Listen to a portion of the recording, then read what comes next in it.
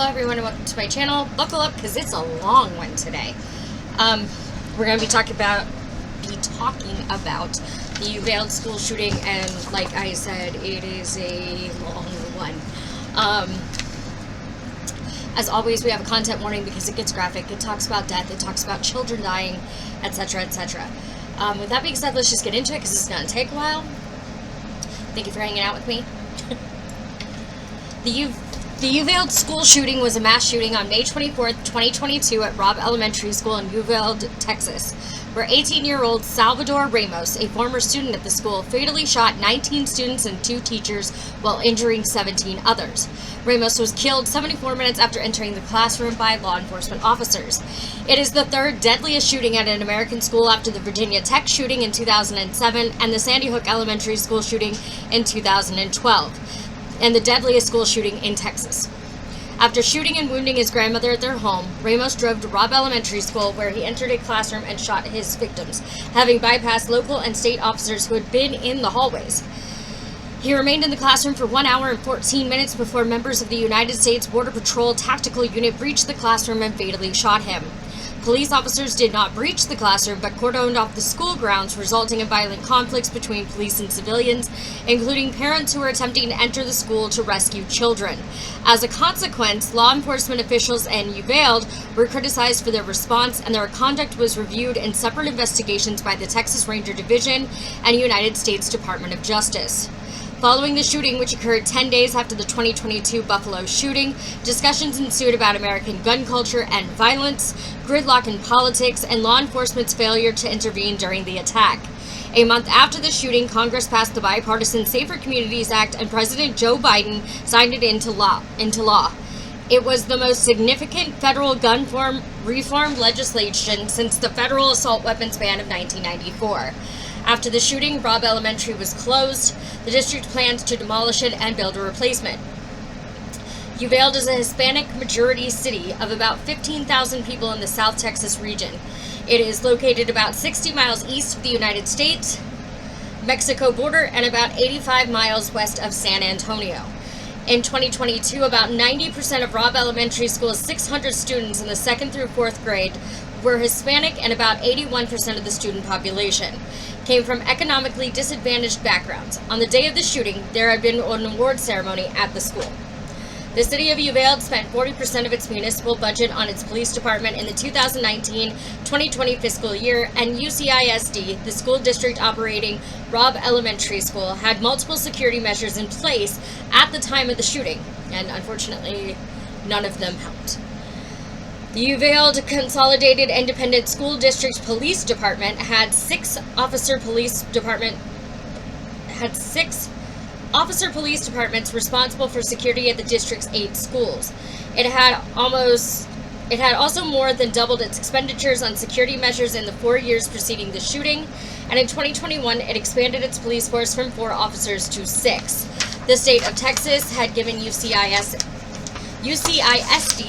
a $69,141 grant to improve security measures as part of a $100 million statewide allocation made after the 2018 Santa Fe high school shooting, in which 10 people were killed. The district also has security staff that patrol door entrances and parking lots at secondary school campuses. Since 2020, Pete Arredondo has served as UCISD's police chief. On May 24th, 2022, Salvador Ramos and his 66-year-old grandmother had an argument over his failure to graduate from high school at their home in Uvalde, during which he shot her in the face before taking her black 2008 Ford F-150. She survived and got help from neighbors while police officers were called in. She was then airlifted to a hospital in San Antonio in critical condition. As far as I know, she did survive. Like, she didn't succumb later. She survived.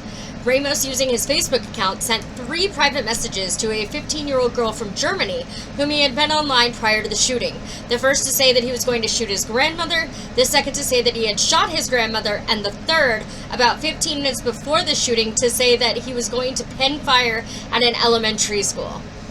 The girl replied, quote, "Cool," end quote. Later, she faced trial in Frankfurt, Germany, and was found guilty of failing to report planned crimes. And honestly, Germany, I am very proud of you for that.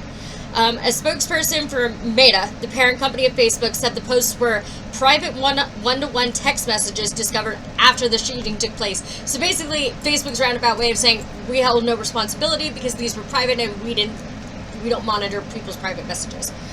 Ramos crashed his grandmother's truck through a barricade and into a concrete ditch outside Robb Elementary School at 11:28 a.m. and proceeded to scale a fence and enter the school grounds.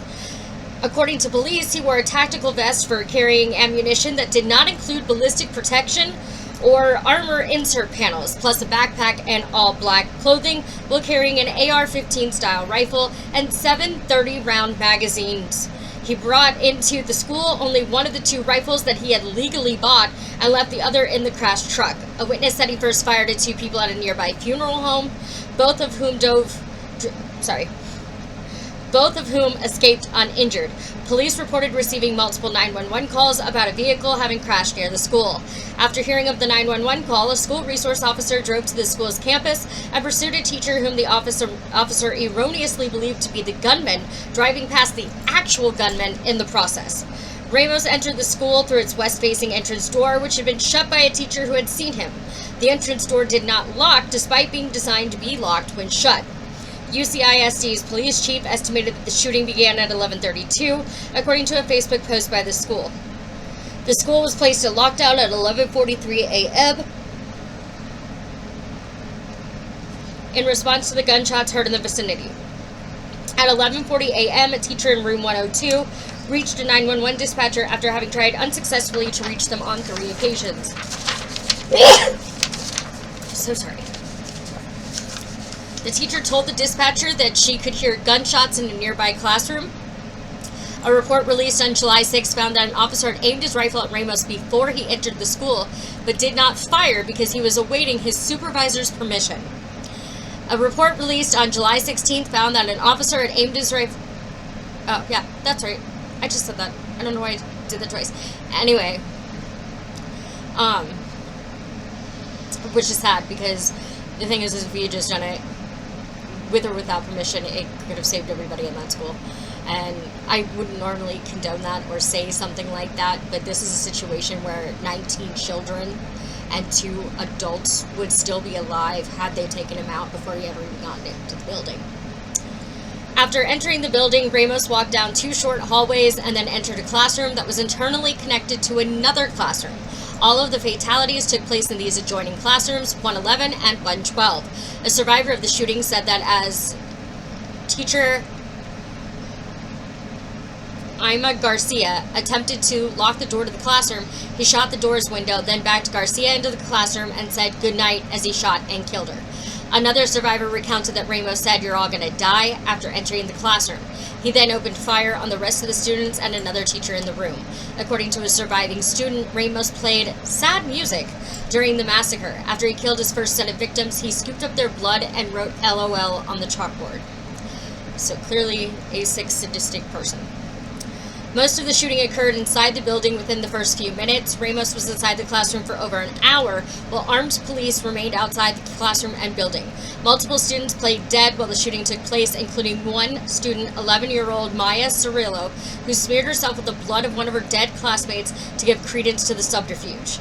According to a student who hid in the adjoining classroom, Ramos came in and slightly crouched down, saying, "It's time to die," before opening the fire. Afterward, a responding officer called out, "Yell if you need help." A girl in the adjoining classroom said, "Help." Ramos heard the girl, entered the classroom, and shot her. The student said that the officer then barged into the classroom and Ramos fired at the officer, causing more officers to return fire. Now, I understand being scared and them being children, and it's sad that we even have to discuss this, but I do think that it's important to teach children not to say anything, regardless of what they think they hear, because it can cause a much worse situation than the one they're already in. And it could be fatal. And that's unfortunate. And officers should have known better than to have those children yell, because they're children and they're going to answer you because they're scared and they want you to come rescue them. Officers should have handled this better. I've said that from the beginning. I'll say that probably 4 or 5 times throughout this whole segment. But yeah, they should not have asked the children to bring attention to themselves at all, because some of those kids could have survived playing dead had they not been told to call out. That being said, Arnulfo Reyes, a teacher in classroom 111 who received multiple gunshot wounds, recalled he instructed his students to get under the table and act like you're asleep. Ramos then arrived and shot him before firing indiscriminately around 111. Reyes said, quote, he didn't hear talk for a while, end quote, but later on, Ramos unleashed a second round of gunfire at students, and Reyes said, quote, if he didn't get them the first time, he got them the second time, end quote. All 11 students in the classroom 111 during the shooting died. Reyes pretended to be unconscious on the floor, but Ramos then shot him again. According to Reyes here, law enforcement approached his classroom from what sounded like the hallway 3 times, but they did not enter. During one of these occasions, he heard a student from the adjoining classroom 112 saying, officer, we're in here. We're in here. As law enforcement had already left, Reyes said Ramos walked over there and he shot again. Reyes later heard law enforcement telling Ramos to come out of the classroom to talk, saying they did not want to hurt anyone. Separately, Reyes said in past security checks, the classroom 111 door that was meant to be locked during lessons remained unlocked because the latch was stuck, and that he had told the principal about this issue. So that's another big thing, and I do think the school is responsible for that one. They were told about a safety issue that, again, could have saved lives, and they put it off, and that should never have been done, especially when it comes to small children, and knowing the kind of world that we live in today, that should never have been done. It should have been taken care of immediately. Unfortunately, it was not, but it should have been. A male student in classroom 109 said that around 15 minutes after the shooting began, the gunman approached classroom 109's door and pulled the handle, but his teacher had jammed the door after hearing gunfire. The gunman shot through the door's glass window, striking another student and a 4th grade teacher in classroom 109, then left. With the Texas official stating that the gunman had briefly returned to the hallway after entering classrooms 111 and 112 without specifying what time this occurred, the Washington Post reported that this is likely when those in room 109 were shot at, before the gunman returned to classrooms 111 and 112. Officers arrived 3 minutes after Ramos entered the school and approached rooms 111 and 112. They arrived 3 minutes after the shooting started, but it took them 74 minutes to bring this guy down. And it kills me, because they could have gone in so much sooner. They were not exactly outnumbered here. And it's unfortunate. You basically, you had 3 minutes to get there, so let's say that shooting lasted a total of 74 minutes, so there was at least 71 valuable minutes that you could have walked in there or gone in there and done something, and they didn't. And that is, towards the end you're going to hear that was a big source of contention over Arredondo and the police force and the school district's police force because of their basic weighting. Like, I mean, again, nobody wants to die, but these were children, and they should have been your first and only concern. But unfortunately, it took them 74 minutes, and in that time, 19 students died. 19 children lost their lives because they didn't go in faster. They retreated after Ramos fired at them, injuring 2 officers with grazing wounds to the head. Officers were not successful in establishing negotiations. United States Marshals Service deputies drove nearly 70 miles to the school and arrived at 12:10 p.m., where they helped officers initially confront the shooter, render first aid, and secure the perimeter.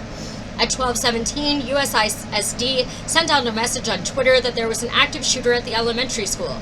The school's district police chief, Pedro Arredondo, erroneously determined that the situation had, quote, transitioned from an active shooter to a barricaded subject, end quote, according to the Texas Department of Public Safety. With Ramos thought to be contained, officials believe they had bought enough time to bring in tactical units.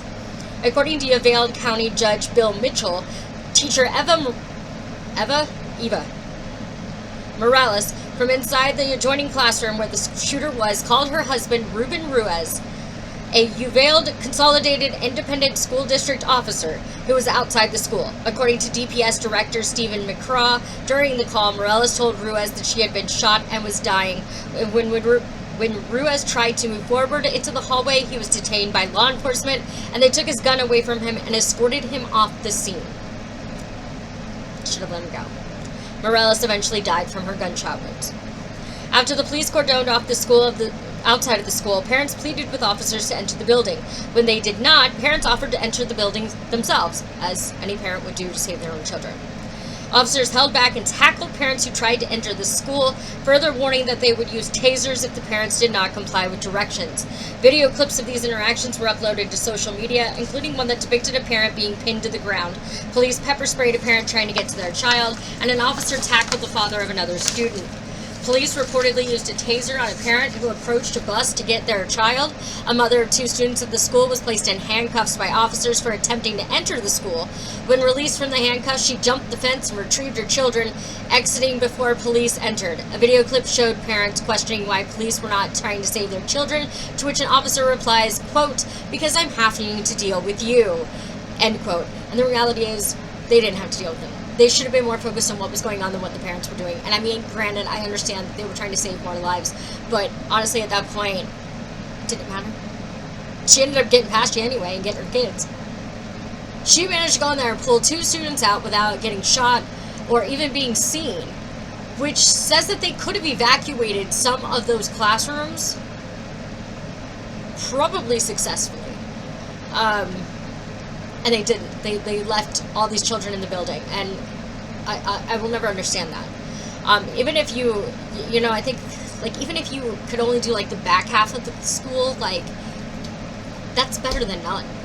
The fact that they didn't even try to evacuate anybody, but I kind of understand why they didn't, so don't come for me. I understand why they didn't, because they were worried about more casualties, but it sounds to me like they could have, if they had just tried. A United States Border Patrol Tactical Unit agent rushed to the scene after receiving a text message from his wife, who was a teacher there. Prior to this, the agent had been off duty. The agent immediately set out with a shotgun his barber had lent him and arrived on the scene approximately an hour after the first responders arrived. He then proceeded to help evacuate children. An hour after they got there. That's when they started evacuating kids. Contrary to online rumors and social media posts, he did not enter the school or kill the shooter. Additional BORTAC agents arrived, but they did not have a battering ram or other breaching tools, so a U.S. Marshal on the scene provided agents with a ballistic shield.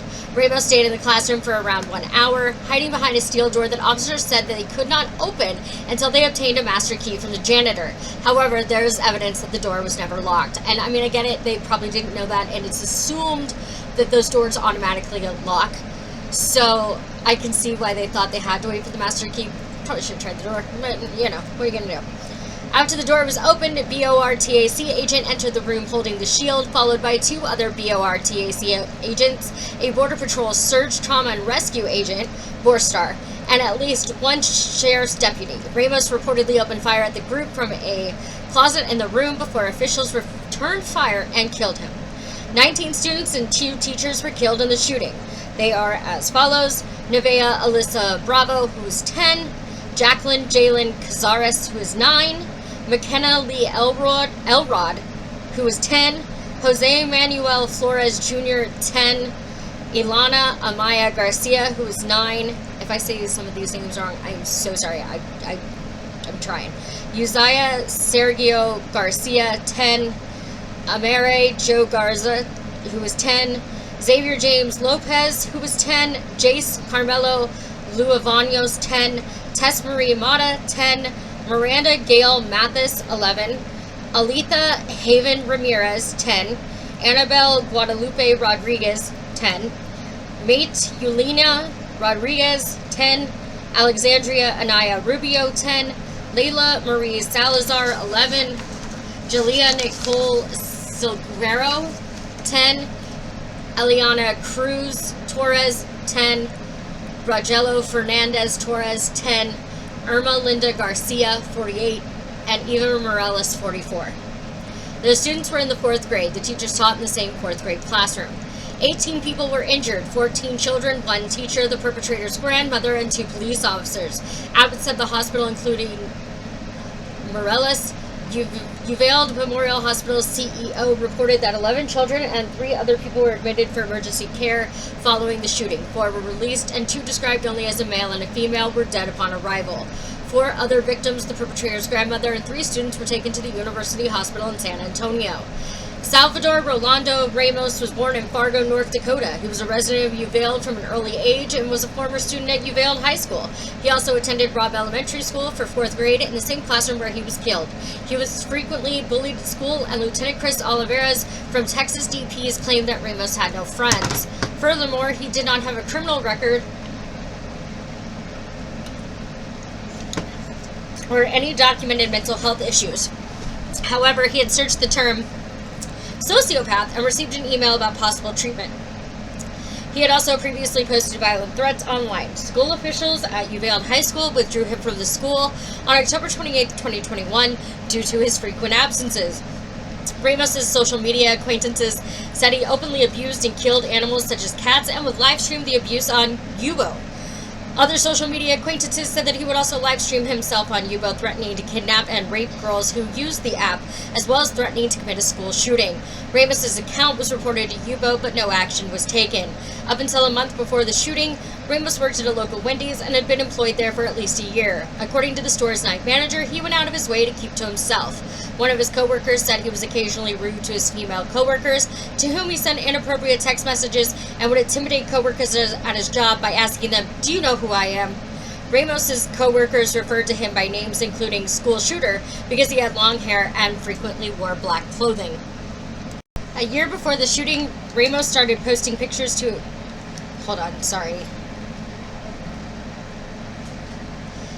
A year before the shooting, Ramos started posting pictures to his Instagram account of semi-automatic rifles that were on his wish list.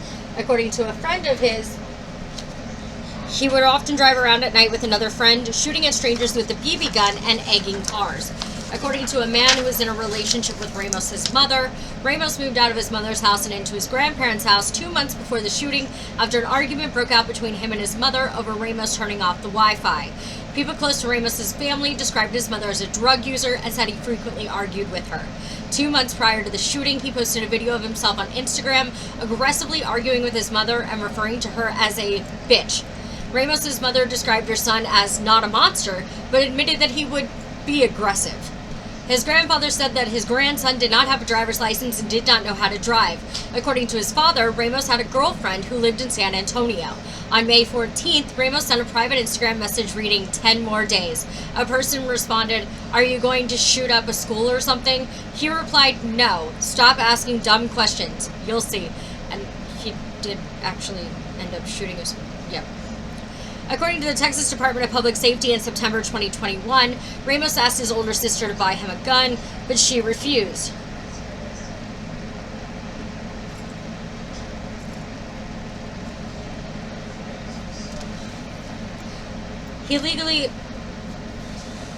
On May 17, 2022, a day after his 18th birthday, he illegally purchased a Smith & Wesson semi-automatic rifle from a local gun store.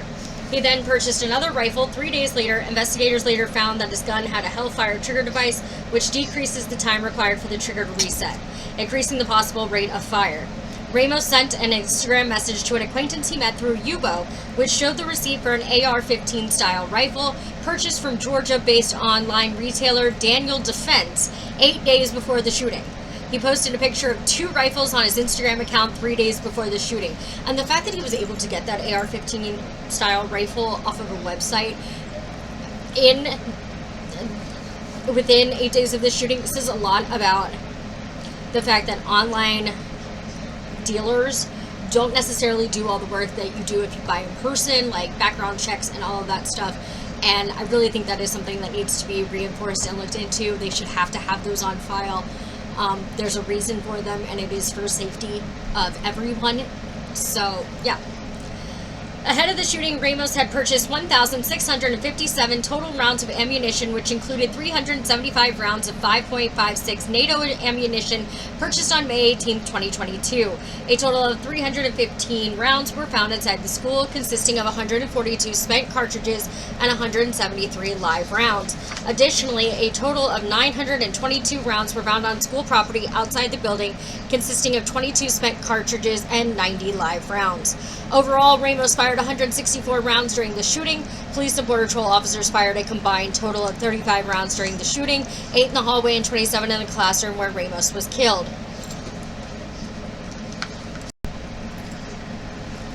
The city claimed there was zero hesitation on any of these officers' parts. They moved directly towards the gunfire, and the total number of persons saved by the heroes that are local law enforcement and the other assisting agencies is over 500.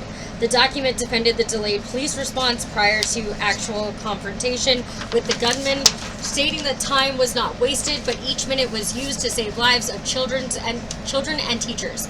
And that, quote, absent the shields, every UPD officer was of the opinion that breaching the doors was suicide.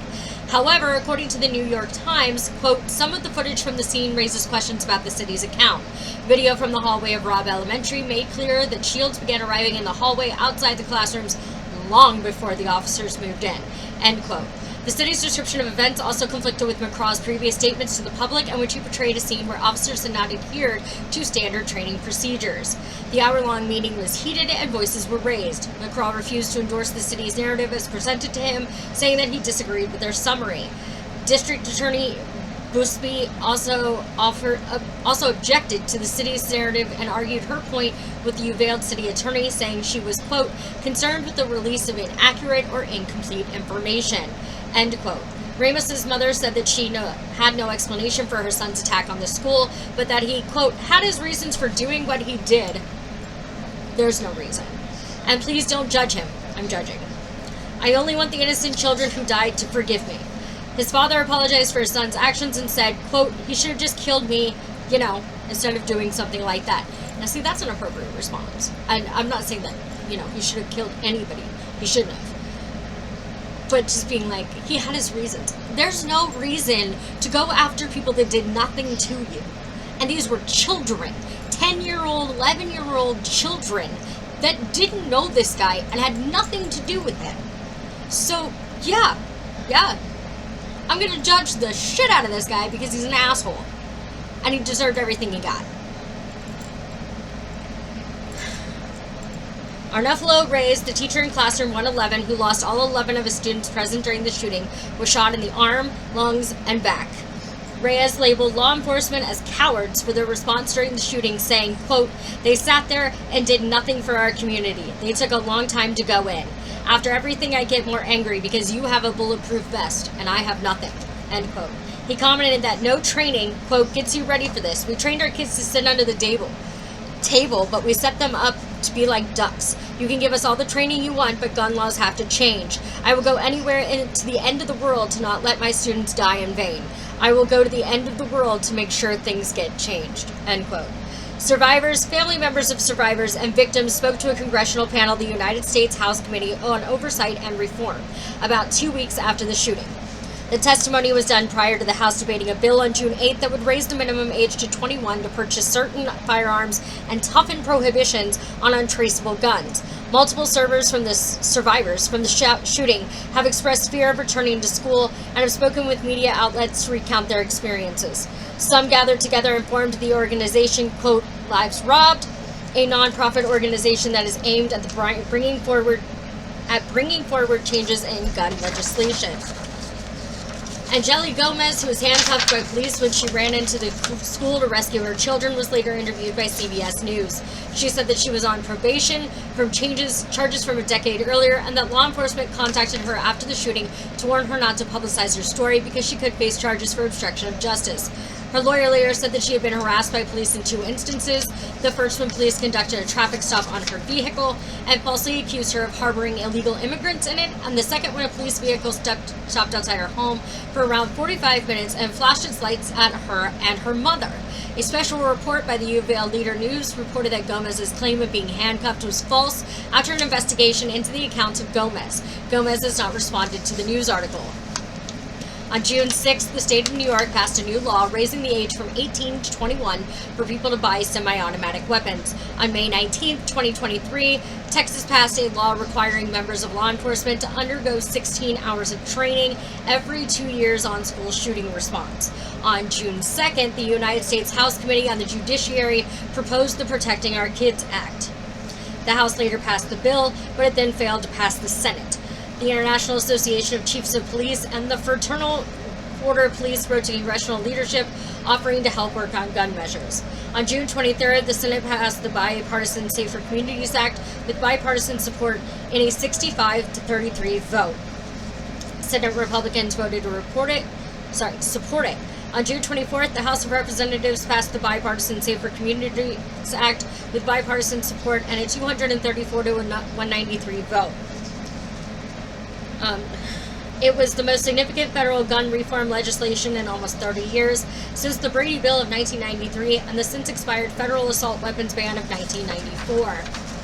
Multiple memorials were held in Uvalde and across Texas in commemoration for the victims for the one-year anniversary of the shooting on May 24th, 2023. Survivors, family members, and supporters gathered for events such as a 77-minute-long vigil, the amount of time waited outside the classroom by authorities, candlelight vigils, butterfly release, and mariachi performances. President Biden spoke about the anniversary at the White House with 21 candles at the base of the White House Grand Staircase and spoke about his frustration at a lack of change in gun policy.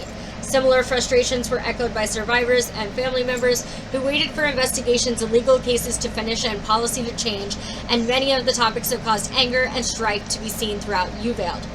In 2024, journalist Craig Gornick, publisher of the Uvalde Leader News, released Uvalde's Darkest Hour through Texas A&M University Press. The book offers a detailed journalistic account of the events before, during, and after the shooting, as well as the local response and recovery efforts. Another nonfiction volume, The School Shooting in Uvalde: Preventions, Interventions, and Solutions, edited by Terry C. Robinson, explores policy failures and psychological, educational, and socio-political aspects of school shootings. And that is the finished story and very sad story of the Uvalde school shooting. As I said, with police, I feel like they waited too long. There was so much more that they could have done, and they could have acted so much faster than what they did. Let me know what you think. Drop comments in the box. Give me suggestions if you've got any for any of my segments. As always, please don't do anything I wouldn't do. Make good choices and be cautiously kind to others. And I'll see you guys later. Bye!